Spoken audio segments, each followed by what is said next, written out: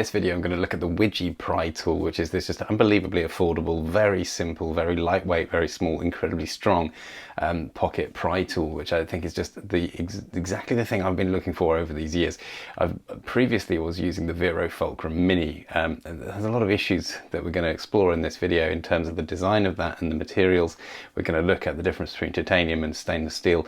We're going to look at this kind of division in the EDC community between people who really value carrying pocket pry tools and those that see no value in them at all. I think I know why this is, and I'm going to talk about the augmentation role philosophy that I talk about a lot on this channel in terms of sort of how and what I carry in my pockets. And it's all about the speed of access, and if you prioritize the speed of access in the way you carry this stuff, you find yourself with so many more uses for these things, and the real value comes to the surface. So we're going to explore all of those topics. Before we get onto that, just a quick shout out to all the members on this channel. You now get access to my Zettelkasten notes vault with all the research and the experiments and everything that goes into the videos and ideas that I talk about in this channel, always sort of up to date. The current thinking on all of these things is in that notes vault. So in addition to early access to videos, you now get all of that. So really pleased to be able to share that with you. So let's talk a little bit about the Widgy Pry Tool. Now, the first thing to look at is the metal it's made of. Now, this is D9 heat-treated stainless steel, and this is really interesting because the previous one I was using, the Vero Fulcrum, is titanium, and I found it to be quite soft. I was actually, you're rough with these tools, like that's the whole point of them. So I was trying to break open a rock with it by hitting it with another rock. My kids wanted to find a fossil in it, and very quickly it rounded off the sharpened sort of tip of this thing. So I was thinking from that point that if there is something harder out there, that would be a better material for this, even if it's a few grams heavier. So I couldn't find any information though on this D9 heat-treated stainless steel that the Widgy Pry Tool is made of. So I emailed Countycom, who make these things, and asked them about this steel. They basically replied that it's a proprietary kind of steel. They couldn't share too much information, but they did confirm that it is harder than titanium, and it involved a custom triple quench heat treating process, which I thought was all quite interesting. What's really interesting about its design though is it's super simple. There are no cutouts for bottle openers. There's no skull and crossbones cutouts. So many of these pry tools have got all these random cutouts all over it, and all of those cutouts are going to make the thing harder and more unpleasant to hold, especially if you're putting force through it. So this kind of really sums up this idea of convergence versus counterparts, which is another theme I explore a lot on this channel. So how something that's simpler in design and focus more on a single purpose can actually be so much better and more useful than some devices that try and do too many things. And the Vero Fulcrum Mini, the one I had before this, is a really good example of that. So it's got the 4mm bit driver, but the 4mm bit driver is in the other end to the sharp end of the pry tool. So if you're trying to use it as a screwdriver, you're putting force through it, you're pressing the sharp end of the pry tool into your palm of your hand, and that's a perfect example as to why it doesn't make sense to try and make something do more things than it should do. Just a simple, versatile design is all you need for these kinds of things, and that makes them better at doing the thing they set out to do. That's definitely the case with pry tools, and I'm really pleased to have finally found a pry tool that doesn't have all of these other options, bit drivers and hex cutouts and bottle openers and all of these kinds of things that make it less enjoyable to use as a pry tool. Now, what's really interesting is the absence of a pocket clip, because I've always considered the pocket clip to be an essential part of the design of these things, but the reality is with the Vero Fulcrum, there have been many times when that pocket clip has made it very uncomfortable to use, to put force through the pry tool. Having the pocket clip on there made it a worse pry tool, even though it did improve the speed of access, which we'll touch on a bit more in a second. So it's actually very nice now to see the Widgy Pry Tool without a pocket clip, because it lets you really use this thing as a pry tool, like a mini crowbar. It's got the V-shaped cutout in the end and the teardrop shape the other side of the curve. So you can do a push leverage onto a nail to pull it out, or you can do the other way around where you use the curve as the pivot and the teardrop shape to grip the nail further back, and then you can pull to pry as well. So those two cutouts, super thoughtful, work really well with the small curve in the item itself as well. You can buy these completely flat. I think the curve is just going to add some utility, so I was quite happy to get that version. And then it's got the single sort of lanyard hole in the other end, which is what leads us on to talking about how you can carry this thing. So it's super important to me to be able to get fast access to this, and I think we'll touch more on why in a second. But obviously without the pocket clip, you have to consider how you're going to carry it. Now, I think as it is just a piece of bare metal, if you were to carry it loose in a pocket, it's going to slip out. It's just too slippery. It will just come straight out and you'll lose it down the side of your seat or something.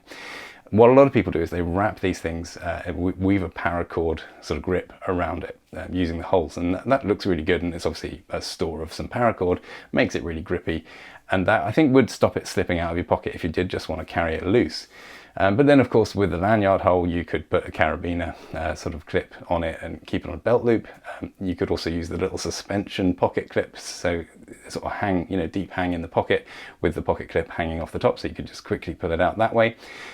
What I'm currently doing, I actually have it inside my Bellroy key cover, so it sort of treat it like a key. The whole, you know, goes through the little elastic attachment inside the Bellroy key cover, so that's actually quite effective. I can just sort of swing it out in the same way that I do the key from the key cover. So there are a bunch of ways you can carry this even in the absence of a pocket clip, and I have seen some people actually put a permanent pocket clip flush on the side of it as well, so if you did want to do that, that's definitely an option. But I'm actually quite happy just exploring this without the pocket clip, because it means I just have that ability to grip it and squeeze it and, you know, use it without something like a pocket clip pressing into my hand. It's incredibly small, incredibly light, and this is where it gets interesting talking about the metal, because all these titanium expensive pry tools, going about the weight, these things are grams. They're not heavy items, they're very small, very light, even in stainless steel, so there's really no need for them to be titanium to save a few grams. Like, you're going to have bigger problems than this if you're going to save weight somewhere, you know. It's just an issue that doesn't need to be solved by making a, you know, $200 pry tool out of titanium. So really happy with the overall kind of concept here of a small, lightweight, simple pry tool with no frills. So it's worth, I think, just touching on a couple of examples to demonstrate the kinds of scenarios that I use and the way that I get the value out of this. And it all comes down to this speed of access. So this augmentation philosophy, where the items I carry in my pockets can be accessed immediately to augment my physical abilities. So the torch, flashlight, immediately, just with one hand, can be used to improve my ability to see at night time. So that immediate extension of my natural abilities. The knife is the same. I can just literally, whatever I'm doing, if I can't cut something with my bare hands, the knife is there and just allows me to carry on whilst doing the task. And it's that seamless kind of workflow improvement that we're talking about here. So one example, I was connecting some hoses in the garden. You know, I'm near the garage, I've got all the tools in the garage, so this is important to note. But I found the little plastic tabs inside the connector had sort of folded in on themselves and was preventing me from getting the hose in there. All I needed was a small thing to pry in there and bend these plastic tabs back. Obviously, I could have solved this problem with the things in my garage. I could have gone there and done that, but it would have interrupted my flow, and it would have, you know, it would have just added that little bit of friction to the task I was doing. And I really like to just see a task through, and I really value being able to solve problems like that without walking away from the task. And that's what this is all about. Had I not had the pry tool, I would have solved that and got on with my day. So I think it's very easy to go through life and not see the need for a pry tool, because you'll always be able to solve the problems that they're there to do. But it's just that smoothness that it adds to your daily kind of tasks that you're setting out to work with.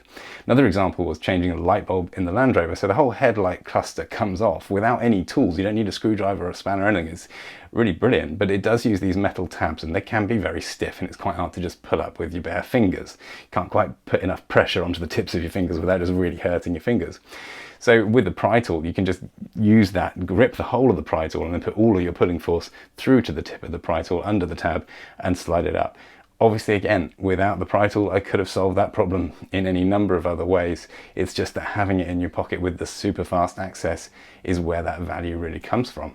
And that's the essence of this augmentation idea that I use when I'm thinking about the things I carry in my pockets. So I think that's really where we see this division in the community coming from. You know, it's very easy to go through life and not see the need for a pry tool, because you will solve these problems in another way. But the people that do have them, and the people that do carry them with super fast access, see this amazing workflow improvement on these small little tasks that you come across through the day, which is why I think it's such a cool thing to carry. If you've enjoyed my take on this and the other videos on this channel, you'll be interested in my day job, which is working on a CMS website platform called Setseed. And I work with Chris in New Zealand on this, and we're really doing amazing things at the moment, solving real life problems. You know, so many sort of solutions try and shoehorn you into their way of doing it, and it's a sort of pre-designed package with arbitrary approaches to things. Our approach is completely different. This is software that runs on your own server, keeps you in control of your own data, so your customer facing racing experience, the content and the operational CRM level tools as well are all in one place. And we have this kind of bespoke development layer that we can create all kinds of amazing features in for you as well. So do check us out at setseed.com, and I'll link to another video on the screen here, and I'll see you there.